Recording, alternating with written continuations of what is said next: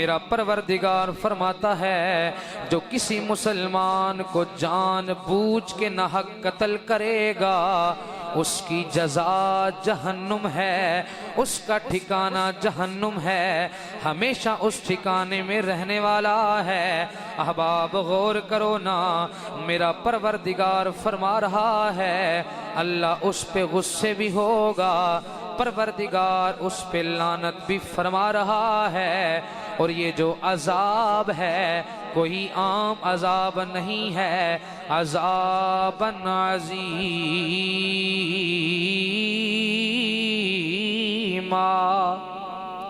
اس کے لیے دردناک عذاب تیار کر رکھا ہے۔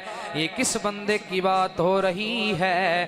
جو مسلمانوں کو ناحق قتل کرنے والا ہے، جو مسلمانوں پہ ظلم کرنے والا ہے، کسی جان کو ناحق قتل کرنے والا ہے، اس پہ اللہ لعنت بھی فرماتا ہے، پروردگار غضب بھی فرماتا ہے، اس کے لیے اللہ کریم نے جہنم کو تیار کیا ہے۔